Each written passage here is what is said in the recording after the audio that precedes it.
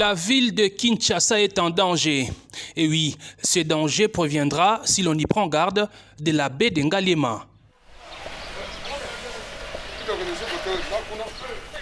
Sur ce site situé le long du fleuve Congo, le gouvernement projette la construction de la corniche de Kinshasa, une route qui va surplomber l'espace compris entre l'actuelle résidence de l'ambassadeur de France et le mont Ngaliema.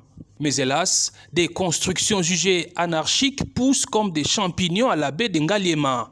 Cette situation serait favorisée par des chefs coutumiers qui vendent, à en croire cet avocat, des terres alors que selon la loi, les autorités traditionnelles ne sont pas propriétaires des terres situées dans des zones urbaines. Nous sommes ici dans la ville, il n'y a pas une unité coutumière dans la ville, dans la commune de la Gombe, Ngaliema et tout ça. Donc nous ne comprenons pas sur base de quels droits ils sont en train de vendre anarchiquement cet espace qui appartient à l'État. Et que l'État donne à qui il veut, avec des limites bien déterminées. Sur instruction du Premier ministre chef du gouvernement Jean-Michel Samalou Kondé, le commissaire provincial de la police ville de Kinshasa, saisi également par les ministres de l'urbanisme et des affaires foncières, a effectué une descente sur les lieux pour mettre la main sur les occupants illégaux. Les propriétaires des constructions dites anarchiques n'étant pas là, le général Silvano Kassongo a embarqué les maçons et autres ouvriers trouvés sur place.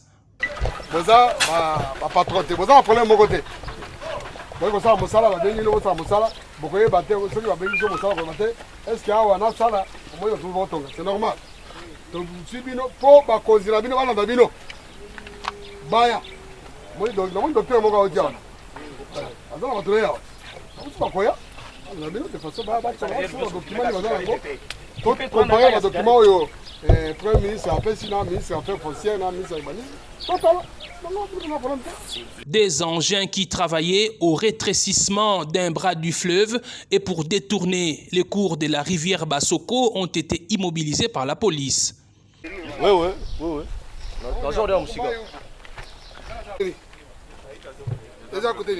Le commandant de la ville a été désagréablement surpris de constater comment l'anarchie a dépassé les bornes jusqu'à voir une balise immobile placée dans le fleuve depuis l'époque coloniale être vendue par les chefs coutumiers dans un espace spolié. Depuis Babel, je vais à Lango, ils ont fleuve.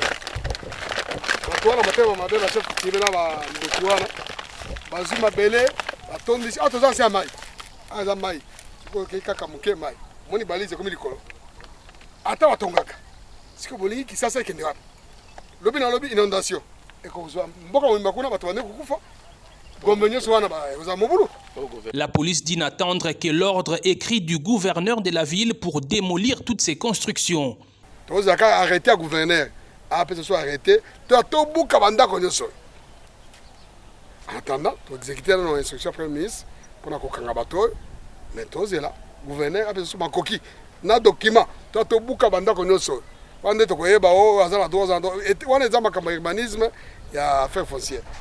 Mais tu as un meeting, il y a construction, construction, c'est le matin. Na Maya. Et ça va chef coutumier, tu as un chef coutumier, tu as un attends, après, c'est konzi, généraux, ministre, et comme ça, est l'autre côté. Personne n'est au-dessus de la loi, dit la police. La sécurité de la ville étant une priorité, ceux qui ont acheté illégalement des espaces à la baie de Ngaliema n'auront que leurs yeux pour pleurer quand les bulldozers du commissariat provincial vont passer ici. Tomoni na bilili ke makambo ya kitoko ezali ko salema sous la production de Amadou Diaby. Bozo bongisa ndeni là. Bon, tokutani eza rencontre ya biso artiste ya Wenge Muzika 4x4 au Boyebi. Bon, quand même ça fait des années hein, tous arrachons ensemble l'été. Bon, initiative ya Amadou. Abino tout ça la production moko puis maxi single.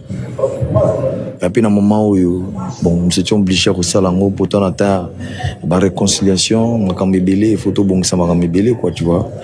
Et on peut, bon, tout le monde qui a une idée, bien.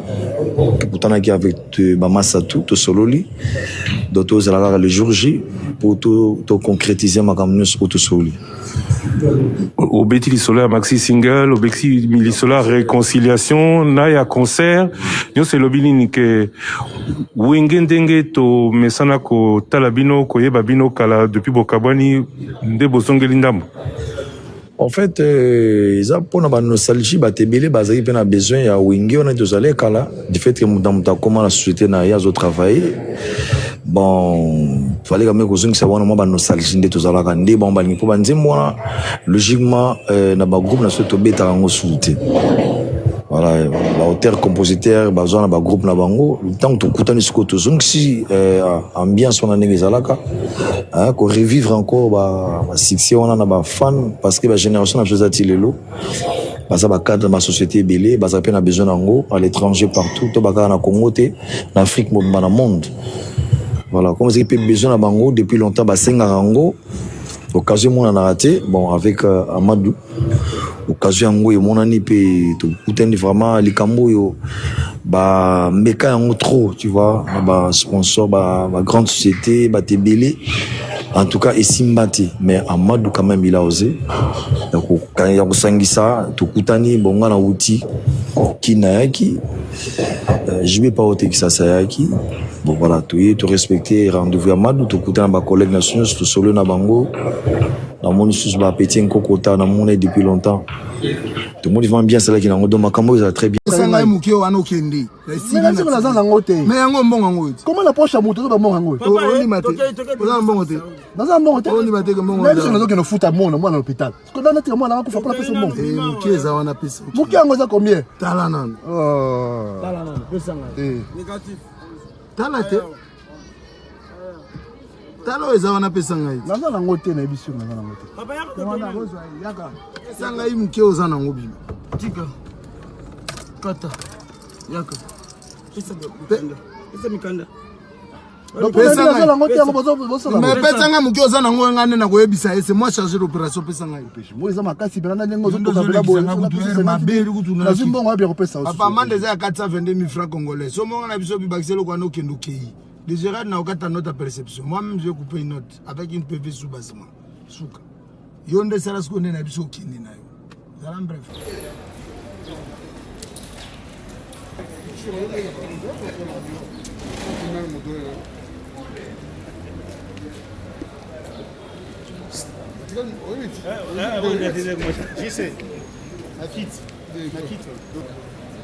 Est-ce que ça combo na yo regardez chef Munganga Mabanza Daniel ça ça été nazana puis PCR surveillance civile province de Kinshasa makamoni le kaki lobby to mona ba vidéo ils ont senga ba mbongo tout ça on lobby de dégérade tout ça mbongo za poche wana pesa ta o ya muke wana ata muke wana pesa muke wana alors que ba parade chaque jour ba baninga na bino baza belé tout ça ba baza na prison nini le kaki comme le gars qui en général to interpeller papa et la personne automatiquement qui kuna na bureau na kalfungula tant to komi kuna asengi mo clémence abeza na mwana azobela na tunye mikande zate abi mikande zate na bosani baba tokoma na bio tokoma na bio na albio na mbongo te opesa bino so boko salisa nga po mais zate toko seso mais déjà na le comportement ou la corruption le cas ya mutu ko senga mwana ka mutu ko zali na kati ya cabo bureau pour le mec na bureau te yo le sami c'est la kati ya balaba kati ya mutu parce que c'est clémence yo comme le juge parti ko ni mutu na bureau on a quitté na bureau à côté na bureau on va senga moyo de Gérard 420 000 francs 422 000 francs oyo ya ni nomenclature nini nana lisaki que 400 infraction nini o ezali mais contravention mutu akofuta 422 000 francs na loi nini le bon témoin général mais ils allaient comme tokenda kotika tokomisa pa OPJ ya lobite bosunga ngai te yo de OPJ te yo moko OPJ yo moko de Gérard donc kata de Gérard na lobaine na ok na pas de Gérard dazawana na mesaka tele notre perception parce que azana contrefaçon na ya mikande zate carte rose mutu ke zate za sériité tu la sériité oyo pas son hein c'est on a aussi mon général na osenga bolimbisi na biki na bebisi personnalité ya mokonzi na ngai ya police et puis personnalité na bino comme ça j'ai puis comme ça provincial na bike na BBC nous le voir papa naza na ba problème eloko ezali ngai ezali nazaki agité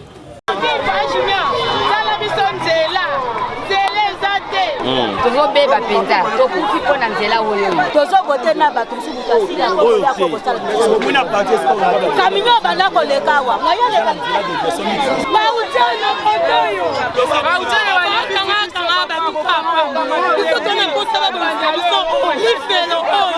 lifelo oyo na butu babatamaka na se wana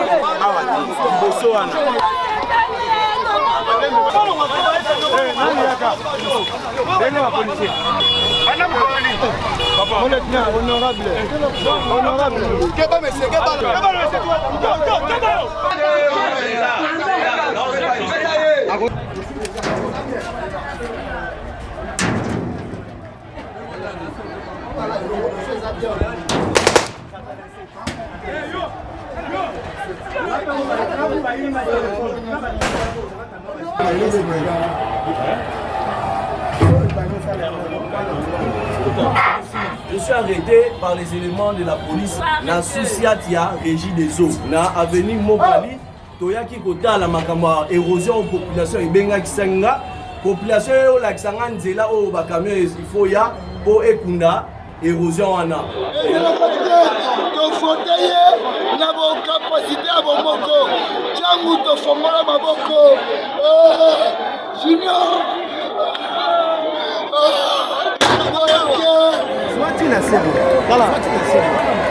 C'est quoi le problème? La personne qui sort, qui est sortie de l'académie de la police, qui n'arrive pas à maîtriser un truc qui lui a été donné. En tout cas, c'est quoi ça? Il faut souffrir.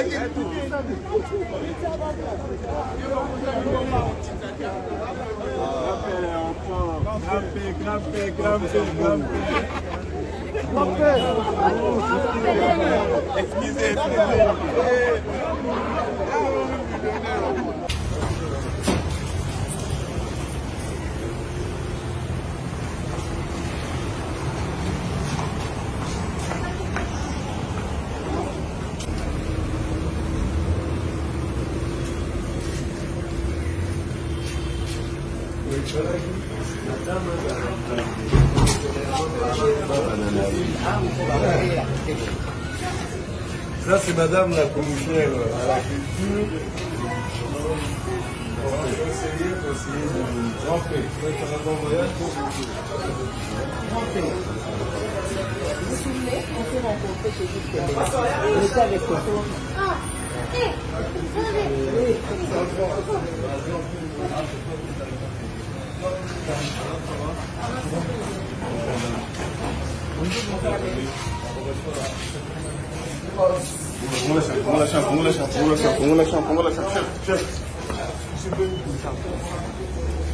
D'accord. Bien sûr, mais il faut ouvrir le champ. Tu as quoi le public dans le champ?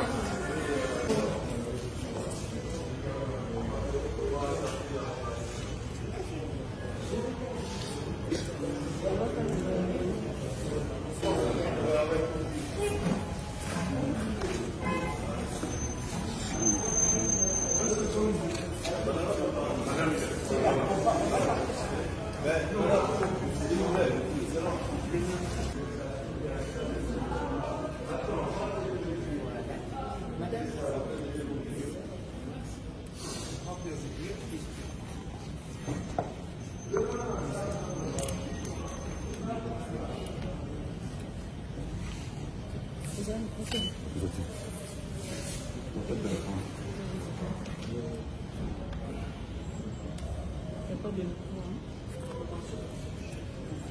c'est...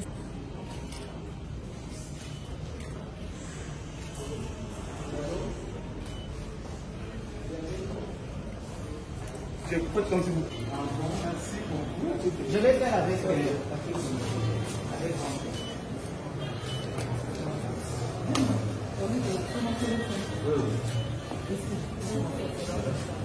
tu vas faire. Allez, maintenant,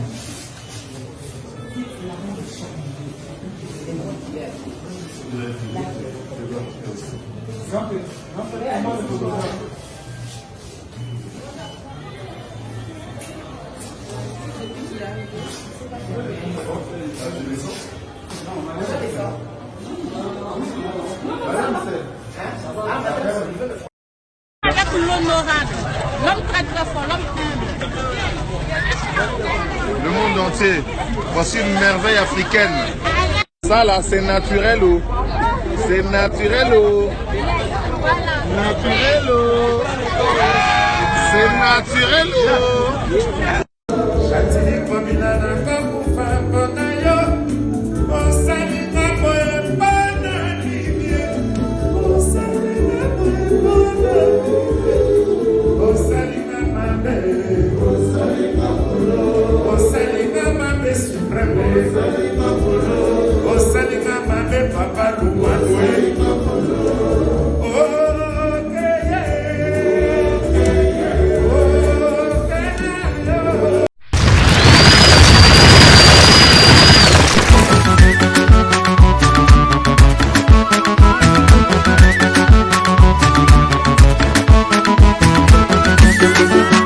Thank you.